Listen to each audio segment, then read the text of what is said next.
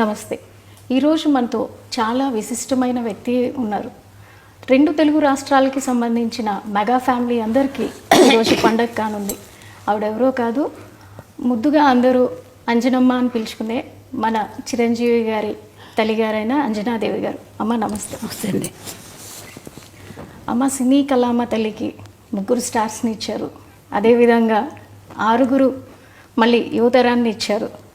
So ఇప్పుడు మనం పవన్ కళ్యాణ్ గారు డిప్యూటీ సీఎంగా బాధ్యతలు తీసుకొని 100 రోజులు గడుస్తూ ఉంది. సో దీని మీద మీ మనోభావాలు చెప్పండి. ఎలా ఫీల్ అవుతున్నారు? ఎంత కష్టపడ్డాడు అంత వాడికి సుఖం వచ్చింది పాపం.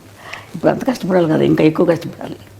ఇదివరకు అంతా కష్టపడ్డాడు, ఇప్పుడు ఇంకా ఎక్కువ బాధ్యత తీసుకొని బాధ్యత ఎక్కువ అయింది ఇప్పుడు వాడికి. మీ ఇంటి చిన్నోడు రాష్ట్ర ప్రజలందరికీ పెద్దన్న అయ్యాడు. దీన్ని ఎలా భావిస్తున్నారు? ఆయన బాధ్యతలు సంతోషంగా ఉంది. అంత కష్టపడ్డా వాడికి భగవంతుడు మంచి ఇది ఇచ్చాడు, అదృష్టం. ప్రజలకు సేవ చేసే భాగ్యం ప్రసాదించాడు. 10 ఏళ్ళు అవుతుంది ఇప్పటికి ఆయన స్థాపించి. 10 ఏళ్ళ నుంచి ఇంటికి దూరంగా చాలా పీక్లో ఉన్నటువంటి కెరీర్ని పక్కన పెట్టి రాత్రింబవళ్ళు ప్రజలతోనే ఉంటూ ఆయన ఎక్కడ ఉంటే అక్కడ, కొన్ని ప్రాంతాల్లో అయితే కనుక ఆయన నేల మీద పడుకున్న రోజులు కూడా ఉన్నాయి. మంచినీళ్ళు దొరకని ప్రాంతాలు అంటే పాడేరు లాంటి ప్రాంతాల్లో కూడా ఆయన తిరిగి ఎప్పుడు పట్టుపరుపుల మీద ఉండే పర్సన్. ఒక్కసారిగా ఆ విధంగా ఉంటాం. అలా చూసినప్పుడు మీకు ఎలా అనిపించింది? బాధగా ఉంటుంది. మరి చెట్లు తిరుగుతున్నట్టు వారికి అవన్నీ ఏం లేదు. ఇంట్లో అయినా సరే ఎక్కడైనా అట్ట పడుకుంటాడు. అలా షూటింగ్ వచ్చేసి అలా ఆ సోఫాల మీద అలా పడుకొని నిద్రపోతాడు. గదిలో పడుకోవాలని లేదు. కష్టపడతాడు. ఇంత కష్టపడ్డానమ్మా అని కూడా చెప్పడు. నాకు బాధగా ఉంటుంది వాడు చేస్తుంటే, అట్లా అంత కష్టపడుతున్నాడే బిడ్డ అని చెప్పేసి. చిన్నప్పటి నుంచి కూడా ఏం అడిగేవాడు కాదు అసలు. చిన్నప్పుడు అదొకలా కామ్గా ఉండేవాడు అంతే మనిషి. అన్నం భోజనానికి రమ్మంటే కూడా వచ్చేవాడు కాదు. అందరూ వచ్చేవారు, వాడు లేట్గా వచ్చేవాడు భోజనానికి. ఇది కావాలి అది కావాలని ఏం అడిగేవాడు కాదు అసలు. మీకు చేతి వంట ఏది ఇష్టం ఆయనకి? వాడికి పలావ్ ఇష్టం. పలావ్ ఇష్టం తింటాడు. ఏదైనా తింటాడు కానీ పలావ్ అంటే కొంచెం బాగా ఇష్టం. మీతో ఉన్నప్పుడు ఆయన ఎక్కువగా పలావ్ తీసుకుంటారు అంటే veg non veg? Non veg. Non veg అడగడు. ఇది కావాలి అది కావాలని అడగడు నన్ను. ఏది నాకు మనసు ఒప్పగా చేసి పెడతాను. పెట్టాలి కదా వాడికి పాపం, ఏది అడగడని చెప్పేసి. సో చిన్నప్పటి నుంచి నాకు ఇది కావాలని ఏది అడిగారు? అస్సలు అడిగేవాడు కాదు. నేను ఏదో ఒక ఇంటర్వ్యూలో విన్నట్టు గుర్తు నాకు. చిన్నప్పుడు ఏదో టీవీఎస్ అడిగాను, కొనిపెట్టలేదు, అందుకే ఇప్పుడు కంటిన్యూస్గా నేను బైకులు కొంటున్నాను అని. నిజమేనా? ఏమో మరి నాకు జ్ఞాపకం లేదు అసలు. ఈ మధ్యకాలంలో చూసుకుంటే ఎక్కువగా నరసింహస్వామి క్షేత్ర దర్శనలు, వారాహి దీక్షలు, అంటే అందరూ బాగుండాలని. అలాగే మొన్న వెంకటేశ్వర స్వామి క్షేత్రంలో జరిగిన లడ్డు వ్యవహారంలో కూడా దానికి ప్రక్షాళనగా ఆయనే ముందుగా ఒక దీక్షని శ్రీకారం చుట్టారు. ఈరోజు 11 రోజులు దీక్ష చేస్తున్నారు. సో దీనిపై మీరు ఏమంటారు? సంతోషంగా చేయటం మంచిదే కదమ్మా. అంత అదృష్టం కదా ఆయన. వెంకటేశ్వర స్వామి దీక్ష తీసుకున్నాడంటే వాడికి ఎప్పుడైనా ఇట్లా దీక్షలు తీసుకోవడం అలవాటు అయిపోయింది. చిన్నప్పటి నుంచి కూడా అయ్యప్ప స్వామి మాల వేసుకుంటాడు. నాకు నేను వెళ్దామంటే ఒకసారి నేను వెళ్ళాలి నాన్న అని చెప్పంటే నా కోసం అయ్యప్ప స్వామి మాల వేసుకున్నాడు. దర్శనం చేసుకొని వచ్చాము. వాడికి ఎప్పుడు చేసుకోవాలన్నా ఇష్టం పాప మా పైకి. సో చిన్నప్పటి నుంచి ఆయనకి దైవభక్తి. అలాగని దేవుడి దగ్గర ఊరికి దండాలు పెట్టేసి పూజలు ఏం చేసేవాడు కాదు. వాళ్ళ నాన్నగారు పూజ చేసినా కానీ ఏదో కాస్త ప్రసాదం తీసుకునేవాడు తప్ప వాడందరికీ వాడు ఎక్కువ పూజలు చేసేవాడు కాదు. ఇప్పుడు కొంచెం పెద్ద అయ్యాక తను పూజ చేసుకుంటున్నాడు. యోగ నరసింహస్వామి గుడి అని విన్నాము. పవన్ గారి అన్నప్రశ్న కూడా అక్కడే జరిగిందని. అక్కడే జరిగింది. దానికి సంబంధించి వివరాలు చెప్తారా? మేము తిరుపతి దర్శనానికి వెళ్ళాం. నేను మా వారు మిగతా పిల్లలందరూ తీసుకొని వెళ్ళాను. వెళ్తే అప్పుడు 6 నెలలు కరెక్ట్గా జరిగింది. ఆ రోజుకి వచ్చింది. 6 నెలలు వచ్చింది కదా, ఇక్కడే అన్నప్రాసన చేసేద్దాం అనిపించింది నాకు మనసులో. ఆయన దగ్గర ఎప్పుడూ ఒక కత్తి ఉంటుంది. ఈయన పోలీస్ ఆయన కదా, కొంచెం పోలీస్ డిపార్ట్మెంట్. అందుకే ఆయన చిన్న కత్తి ఉంటుంది, ఆ కత్తి పెట్టి ఏదో పుస్తకాలు ఉంటే పెట్టి దేవుడి ప్రసాదం ఇచ్చారు. వెంకటేశ్వర ప్రసాదం, ఆ ప్రసాదం పెట్టి అక్కడే యోగ నరసింహస్వామి దగ్గర పడుకోబెట్టేసి చేశాను. చూసి పడుకోబెట్టి ఇక్కడే చేసేద్దామంటే అన్నాను ఆయనతోటి, మా వారితోటి. ఇంకా అంతకంటే అదృష్టం ఏముందిలే అని చెప్పి వాళ్ళకి చేశాను. చేస్తే ఆయన కత్తి పుట్టుకున్నాడు. తర్వాత పెన్ తీసుకున్నాడు. ఓకే, అంతే. సో దాన్ని ఎలా చూస్తారు మీరు? కత్తి పట్టుకున్నవారు కాబట్టి దాన్ని మీరు ఎలా భావించారు ఆ రోజున? ఏం భావించాను, చాలా కోపంతో వచ్చిపోతాడు పిల్లడు, ఏదో ప్రజలకి ఏదో చేస్తాడని చెప్పి అనుకున్నాను నేను. అంటే అప్పుడే ఊహించారు మీరు, కత్తి ఏదో చేస్తున్నాడు, కత్తి పట్టుకున్నాడు, ఏదో చేస్తాడు అనుకున్నాను. మరి పెన్ను పట్టుకున్న దానికి ఏమనుకున్నారు? అది చదువు తక్కువే వస్తుంది అనుకున్నాను. పెన్ను పట్టుకు వెనక రెండోసారి కదా చదువు. ఇది కష్టపడి పని చేస్తాడు, ప్రజల కోసం చేస్తాడు, ఏదైనా చేస్తాడు అనుకునేదని కోపంగా అందరినీ రక్షించడానికి చేస్తాడు అనుకున్నాను. అంటే వాళ్ళ నాన్నగారు బాగా తిరుగుతారండి, ఆయన కూడా పోలీస్ డిపార్ట్మెంట్ కదా, ఆయన బుద్ధులన్నీ ఉన్నాయి ఆయనకి, ఆయన గుణాలే ఉన్నాయి ఈయన కూడా. కొంచెం తిరగటం, కోపం అన్నీ ఉన్నాయి. ఆయన కూడా అట్లా తిరిగేవారు. ఆయన ప్రభావం ఆయన మీద చిన్నప్పటి నుంచి ఉండేదా? చిన్నప్పటి నుంచి వాళ్ళ నాన్నగారితో బాగా ఎక్కువ ఉండేవాడు, అటాచ్మెంట్ ఎక్కువ. లాస్ట్ కదా వాళ్ళ నాన్నగారు లాగా ఉంటాడు, బుద్ధిగా. ఎక్కువ తిండి గురించి కానీ ఎక్కువ మాట్లాడు, మితంగా మాట్లాడతాడు, మితభాషి. అందుకని వాళ్ళ నాన్నకి ఇష్టం ఎక్కువ కంటే ఎక్కువ. అంటే అలాగని వాడి మీద లేకుండా లేదు, వీడు కొంచెం కామ్గా ఉంటాడు ఇంట్లో కూడా, ఎవరితో ఎక్కువ మాట్లాడేవాడు కాదు. మాట్లాడితే మా చిన్నమ్మాయి, లాస్ట్ అమ్మాయి కొంచెం దగ్గర, అందుకని దాంతో మాట్లాడేవాడు ఎక్కువ. చిన్నప్పటి నుంచి పవన్ కళ్యాణ్ గారు పుస్తకాలు ఎక్కువగా చదువుతూ ఉండేవాళ్ళ? ఎక్కువ స్కూల్కి వెళ్ళేది ఒక లేదు, కొంచెం ఇంటర్మీడియట్ 10th క్లాస్కి 8th క్లాస్కి వచ్చేటప్పుడు వాళ్ళ అన్నయ్య క్లాస్ మేము లైబ్రరీ ఉంటే బుక్స్ లైబ్రరీ, ఆ బుక్స్ చదువుకుంటూ ఉండేవాడు, ఎక్కువ చదివేవాడు. ఎందుకు ఎక్కడికి వెళ్తే చదువుతున్నానమ్మా అనేవాడు అంతే. ఆ తర్వాత పెద్దయ్యాక కూడా అదే బుక్స్ అదే చదువుతున్నాను, అదే అలవాటు వచ్చేసింది. ఇప్పటికి కూడా పుస్తకాలు ఇంట్లో పెట్టుకొని, చాలా పెద్ద పుస్తకాలు. వాళ్ళ నాన్నగారు కొంచెం చదివేవారు పుస్తకాలు, అవి వాళ్ళ నాన్నయ్య అలవాటు అయిపోయి బాగా అయ్యి అది ఎక్కువ చదువుతూ ఉంటాడు. తర్వాత నాకు తెలియదు ఎన్ని పుస్తకాలు ఉన్నాయి. మొన్న చూస్తే నేను ఇంట్లో ఇన్ని పుస్తకాలు ఉన్నాయి, ఎక్కడ అవన్నీ చదివి అందుకని ఇంత ఇది వచ్చిందే వీడికి ఆలోచన అనుకున్నాను నేను. చిన్నప్పుడే అనుకున్నారా పెద్దయ్యాక ఏమవుతారు అనేది? నేను అంత ఆలోచించలేదమ్మా, ఊహించలేదు ఇలా అవుతారని అయితే అస్సలు అనుకోలేదమ్మా. నేను ఎవరి గురించి నేనేమో అనుకోను, వాళ్ళ అదృష్టాలను బట్టి జరుగుతుంటుందమ్మా. ఇంట్లో ఎక్కువ ఎవరితో అటాచ్మెంట్ ఉంటుంది? చిరంజీవి గారితో. ఆయన చిన్నప్పుడు వాళ్ళ అన్నయ్య బాగా దగ్గర తీసి, ఒక చిన్నపిల్లడప్పుడు ఎక్కువ, ఈ చిన్నప్పుడు కదా ఆయన ఎత్తుకొని ఫోటోలు తీసుకోవడం, వాళ్ళ అన్నయ్య తమ్ముడిని చాలా జాగ్రత్త బాగా చూసుకునేవాడు. తమ్ముడు అంటే పెద్ద ఆయన, అట్లాగే పెద్ద అయినా కానీ వాళ్ళ అన్నయ్య వదిన ఇప్పటికీ వాళ్ళ అన్నయ్య వదినతో అంటే మేము నెల్లూరులో ఉండేవాళ్ళం, మా వారికి జాబ్ అక్కడ. ఇంకా అందుకని మాకు ట్రాన్స్ఫర్లు అయ్యాయి, అందుకని పిల్లలు చదువులు సరిగ్గా ఉండవని చెప్పేసి నేను తీసుకెళ్ళిపోతానమ్మా అన్నాడు మా పెద్ద అబ్బాయి. కళ్యాణ్ బాబుని తీసుకెళ్తాను, అక్కడ చదివిస్తానని. అందుకని పంపించాను మెడ్రాస్కి. కళ్యాణ్ గారికి మీరు అన్నప్రసన్నప్పుడే పేరు పెట్టి ఉంటారు కదా, చిన్నప్పుడు పెట్టిన పేరు పవన్ కళ్యాణ్ అయినా? లేదు, కళ్యాణ్ కుమార్ అని పెట్టాం, శ్రీ కళ్యాణ్ కుమార్ అని పెట్టాం. ఆ తర్వాత పవన్ అని ఎవరో పెట్టారంట, నాకు తెలియదు అది. ఇప్పుడు అన్నప్రసన్న చేసినప్పుడు మీరు ఖచ్చితంగా ఏదో సాధిస్తాడు అని అనుకున్నారు కదా. 10 ఏళ్ళు అవుతుంది పార్టీని స్థాపించి. దానికన్నా ముందు ప్రజారాజ్యంలో అన్నగారితో ఉంటూనే అక్కడ యూత్ వింగ్ చూస్తూ అప్పుడు ప్రజల్లోనే మమేకమై ఉన్నారు.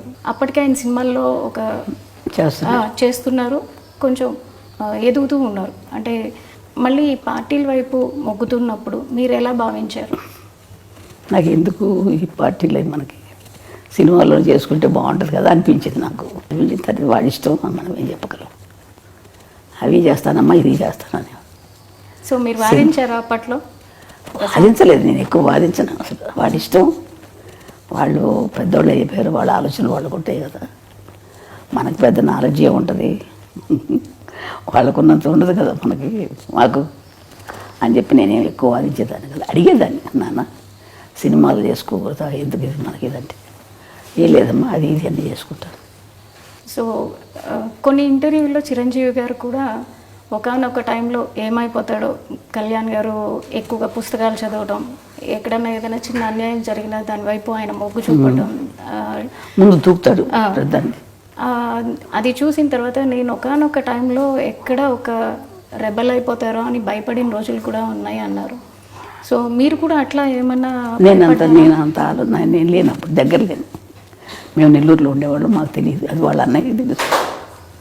సో ఇప్పుడు ఎట్లా చూస్తున్నారు అంటే ఈ 10 years ఫ్యామిలీని వదిలేసి ఆయన ఉండి కష్టపడి ఇప్పుడు డిప్యూటీ సీఎంగా ఉండి వచ్చిన వెంటనే ఆయన మార్క్ ఎక్కడైనా చూపిస్తారు. మొన్న వరదల్లో చూసుకుంటే కనుక వచ్చిన రోజే ఆయన వచ్చిన వెంటనే ఇమ్మీడియట్ యాక్షన్ చూపించారు. వచ్చాను, తను పని చేసుకున్నారు. అట్లాగే ఎన్నైతే మనకి పంచాయతీలు ఉన్నాయో ప్రతి పంచాయతీకి డబ్బు అందాలన్న ఉద్దేశంతో ఆయన పంచాయతీలకి డైరెక్ట్గా అమౌంట్ని డొనేట్ చేయడం జరిగింది. సో ఆయన మార్క్ ప్రతి చోట కనిపిస్తుంది పొలిటికల్గా. ఇంతకుముందు మీరు చాలామంది రాజకీయవేత్తలను చూసుంటారు, ఇప్పుడు ఆయన చేస్తున్న విధానాన్ని చూస్తున్నారు, అది మీకు ఎట్లా అనిపిస్తుంది? మా అబ్బాయి మంచి పని చేస్తున్నాడు అనిపించింది నాకు. వాడు ప్రజలు సేవ చేస్తున్నాడు, చాలా సంతోషం. ప్రజలకు సేవ చేయాలి కదమ్మా, మనకున్నది మనం తింటాం కాదు కదా, నలుగురు పెడితేనే కదా మంచిది, సహాయం చేస్తేనే కదా. అంతే, ఎంతసేపు ఇంకా మనం ఉంది కదా అని మనమే తినేస్తూ ఉంటే వాళ్ళకి సహాయం లేకుండా ఎంతమంది అల్లాడుతున్నారు జనాలు పాపం. మన పాటికి మన జరిగినప్పుడు ఎంత బాధ కలిగిందో నాకు అసలు అయితే. అది కానీ తర్వాత ఇంకొక ఊరు కేరళలో ఇక్కడ ముందు కేరళలో మైనాడులో అక్కడ జరిగినా కానీ ఎంత బాధ కలిగింది, ఎంతో అల్లాడిపోయారు బిడ్డలు, చంటి బిడ్డలు, వాళ్ళు వీళ్ళు ఎంత బాధలు పడిపోయి ఉంటారు. అదే నేను ఊహించుకుంటే నాకు ఎంత బాధగా ఉంటుందో అనిపిస్తున్నాను. చూస్తుంటాను టీవీలో వార్తలు, చాలా బాధ కలుగుతాము. అలాంటి వాళ్ళకి సేవ చేయాలి, తప్పదు. ఏదో మనకు శక్తి కొద్ది మనం చేస్తే మంచిదే కదా, వాళ్ళకి సహాయం చేస్తే. సెలబ్రిటీగా మీరు అనుకున్నట్టుగా సినిమాలే చేసుకుంటూ ఉంటే ఆయన డొనేట్ చేసి వదిలేయటం జరిగేది. కానీ క్షేత్రస్థాయిలో ఆయనే ఉండి పొలిటీషియన్ అయ్యాక క్షేత్రస్థాయిలో ప్రతి ఒక్కరికి దగ్గరుండి ఆయనే ప్రతిదీ అందేలా చూసుకుంటున్నారు. సో ఈ విధానాన్ని మీరు ఎలా చూస్తారు? మంచి విధానం కదా మాది, వాటికి చేసేది మంచి విధానం. అందరికీ కూడా సర్దుకుంటాం, అందరికి సహాయం చేయటం అనేది అంత కలిసి రావాలి, అంత బుద్ధి పుట్టాలి కదా చేయటానికి, అంత ఆలోచన రావాలి కదా. మంచిదే కదా మా చేసే బుద్ధి ఉంది. వాళ్ళ నాన్నగారికి కూడా ఉంది కొంచెం బుద్ధి, సేవ చేసే బుద్ధి. కళ్యాణ్ గారి ప్రస్థానం చూసుకుంటే అటు కెరీర్ వైజ్ కానీ ఇటు పొలిటికల్గా కానీ ఆయన మీద వాళ్ళ తండ్రి గారి ప్రభావం ఎక్కువ ఉందనుకుంటున్నారా, లేదా ఇంకెవరైనా ప్రేరేపణ ఉంది అని? ఇంకేం లేదు, వాళ్ళ నాన్నగారి ప్రభావం ఎక్కువ ఉంది. ఆయన ఇట్లాగే దాన ధర్మాలు చేసి సహాయం చేసేవారు, అందరికీ చేసేవారు. అదే బుద్ధి ఈయనకి కూడా ఇచ్చింది కొంచెం. అంటే అందరికి ముగ్గురికి ఉంది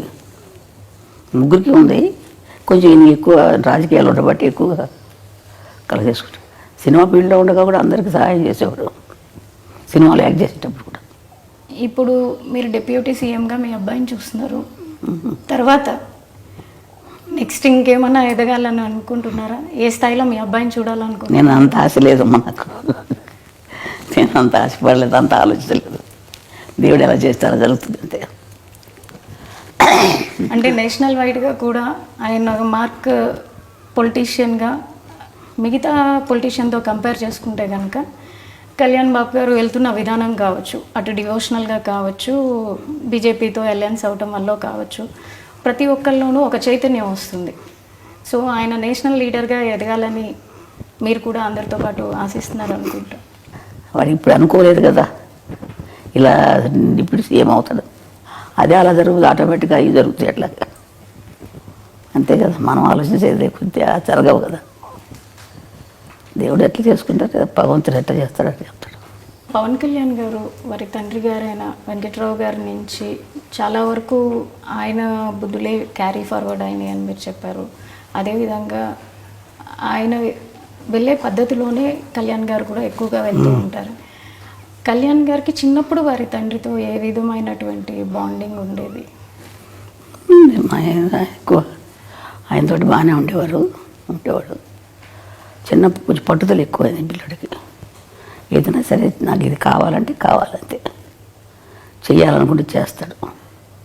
ఆ పట్టుదల ఉంది. ఒకసారి మా అమ్మగారు ఊరు మా మొగల్తూరు, వెస్ట్ గోదావరి మొగల్తూరుకి ఆయన నేను తీసుకెళ్తానని చెప్పి ఆయన వెళ్తున్నారు మా వారు, మా అమ్మ వాళ్ళ ఇంటికి వెళ్తుంటే ఈయనకి రమ్మని చెప్పారు. అందరం వెళ్దాం అనుకుంటే ఆ రోజు ఇంకెందుకులే ఇప్పుడు వెళ్తాం అని చెప్పేసి మానుకోవాల్సి వచ్చింది. ఏదో కొంచెం కారణాల వల్ల మానుకున్నా. అంటే కాదు నాన్న, వెళ్ళాల్సిందే నాన్న, వెళ్ళాల్సిందని చెప్పి పట్టుబట్టాడు. చెప్తుంటే వినేవాడు కాదు, మొండికి ఎత్తేసేవాడు. వెళ్ళాలి తప్పదు నాన్న, తీసుకెళ్తాను. వద్దురా నాన్న, తర్వాత వెళ్దాం మనం అంటే ఇన్నే వచ్చి అమ్మ కొట్టారు. కొట్టిన తర్వాత అప్పుడు మానేశాడు. పట్టుదల ఎక్కువ చిన్నప్పటి నుంచి కూడా. ఇది చెయ్యాలంటే చేసేసేవాడు అంతే. మరి మా ఫోన్లే ఎందుకు లేదా నువ్వు ఊరుకోడు. ఇప్పుడు అదే పట్టుదల వచ్చింది అడిగి, ఏదైనా చేయాలని కూడా చేస్తాడు. అదే పట్టుదల ఇప్పుడు ఈ స్థాయికి రావడానికి కారణమవుతుందని మేము కూడా అంతే నమ్ముతున్నాం. ఇప్పుడు చంద్రబాబు నాయుడు గారు జైల్లో ఉన్నప్పుడు కూడా ఆయన ఫ్లైట్లో రానినప్పుడు బై రోడ్ వచ్చారు. బై రోడ్ ఆపినప్పుడు కూడా ఆయన అక్కడే రోడ్డు మీద పడుకున్నప్పుడు చాలా బాధ కలిగిందమ్మా. ఎందుకు ఈ బాధలని మనకు అనిపించేసింది. రోడ్డు మీద పడుకున్నాడు కదా, చాలా బాధ కలిగింది నాకు. ఎందుకు ఈ బాధలు, రోడ్డు మీద అలా పడుకోవాలా అని అనిపించేది. రాదు కార్లలో ఇచ్చేవాడు కాదు, నడిచి వెళ్ళేవాడు. అవును, కానీ సక్సెస్ చూసాక ఎట్లా అనిపించింది? ఆనందం, సంతోషంగా నడుతాము. అవన్నీ వాడి కష్టానికి తగ్గ ఫలితం జరిగింది. భగవంతుడు మంచి ఫలితం ఇచ్చాడు అని చెప్పి అనుకుంటాడు. వాడు కష్టపడ్డాడు, మంచి జీవితం ఇచ్చాడు. వాడు ఇప్పుడు ఇంకా ఎక్కువ కష్టం ఇచ్చాడు. అప్పుడు కంటే ఎక్కువ కష్టం, బాధ్యతే కదా, ఎక్కువ బాధ్యతే కదా. మీరు ఇంకా పవన్ కళ్యాణ్ గారు ఉన్నత శిఖరాలకి వెళ్ళాలని కోరుకుంటున్నారు కదా. ఎవరికైనా ఏ తల్లిదైనా మంచి వృద్ధిలోకి రావాలని ఉంటుంది కదమ్మా. ఏ తల్లిదండ్రులైనా కోరుకుంటారు కదా బిడ్డలు మంచి వృద్ధిలోకి రావాలి. అదేవిధంగా నాకు కూడా ఉంది, బిడ్డలు మంచి వృద్ధిలోకి రావాలి, బాగుండాలని. అదే నేను కూడా కోరుకుంటున్నాను ఆ విధంగా. నేను సరే అమ్మా, థ్యాంక్ యూ సో మచ్. మీ సమయాన్ని మాకు ఇచ్చి తల్లి పవన్ కళ్యాణ్ గారి గురించి తెలియని విషయాలన్నీ మాకు తెలియజేసినందుకు ధన్యవాదాలు. సరే తల్లి.